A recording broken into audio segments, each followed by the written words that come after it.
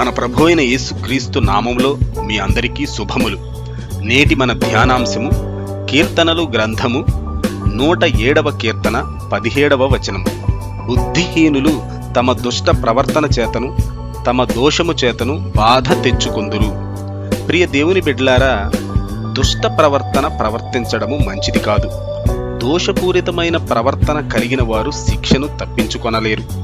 గమనించండి ప్రియ విశ్వాసులారా, ఈ ప్రపంచాన్ని మనము గమనిస్తే తాము చేసిన పనికి దేవుని యొద్ద నుండి ప్రతిఫలము వస్తుంది అని ఎరిగిన వారు కొద్దిమంది మాత్రమే ఉంటారు. అనేక మంది తాము ఏ పని చేసినా దాని యొక్క ప్రతిఫలాన్ని అనుభవించాలి అనే అవగాహన లేని వారుగా బ్రతుకుతున్నారనిపిస్తుంది. ఎవరైతే తాము చేసిన చెడు పనుల వలన చెడు ప్రతిఫలాన్ని పొందుకోవాలి అనే అవగాహన కూడా లేని బుద్ధిహీనమైన స్థితిలో ఉంటారో వారు దుష్ట ప్రవర్తనను కలిగి దోషములు చేసేవారుగా ఉండడానికి అవకాశం ఉంది.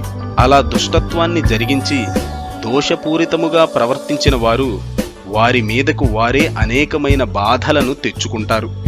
గమనించండి ప్రియ విశ్వాసులారా, మన ప్రభువైన యేసుక్రీస్తు మనం చేసేటువంటి ప్రతి పనికి ప్రతిఫలాన్ని ఇస్తాడు. మంచి పనికి మంచి ప్రతిఫలాన్ని ఇస్తాడు, చెడ్డ పనికి చెడ్డ ప్రతిఫలాన్ని ఇస్తాడు.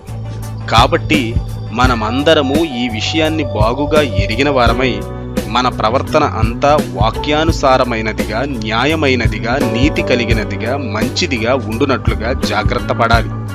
అలా మనము జీవిస్తే మన ప్రవర్తన వలన ఎటువంటి బాధలను తెచ్చుకోకుండా ఉండవచ్చు. బుద్ధిహీనులై దుష్ట ప్రవర్తన కలిగి దోషపూరితముగా జీవించేవారు మనుష్యుల ముందు మంచివారుగా నటించగలరేమో గాని దేవుని ముందు వారి యొక్క నిజ స్వరూపాన్ని దాచలేరు. మనుష్యులు మాట తీరును బట్టి, బాహ్య స్వరూపాన్ని బట్టి ఒక వ్యక్తి ఎలాంటివాడు అని అంచనా వేయాలని చూడవచ్చు. కానీ మన ప్రభువైన యేసుక్రీస్తు హృదయ అంతరింద్రియములను ఎరిగిన దేవుడు. ఆయన ఒకని హృదయ స్థితిని బట్టి అతను చేసిన వాటికి ప్రతిఫలం ఇస్తాడు. కాబట్టి మనమందరము దేవుడు సమస్తము చూస్తున్నాడు, మనము చేసే అన్ని క్రియలకు ప్రతిఫలం ఇస్తాడు అనే విషయాన్ని గుర్తెరుగుదాం. ఎటువంటి దుష్టత్వము గాని, దోషపూరితమైనటువంటి ప్రవర్తన గాని మనలో లేకుండా జాగ్రత్త పడదాం. ఈ వాక్యాన్ని వింటున్న ప్రియ సహోదరుడా, సహోదరి, నీ జీవితం ఎలా ఉంది? దేవుని భయము కలిగి దుష్టత్వాన్ని విసర్జించి దోషములను చేయకుండా జీవిస్తున్నావా? లేక దేవుడు ప్రతిఫలం ఇవ్వడులే అని దుష్టత్వాన్ని హత్తుకొని దోషపూరితముగా నడిచే వ్యక్తివిగా జీవిస్తున్నావా? ఒక్కసారి ఆత్మ పరిశీలన చేసుకో.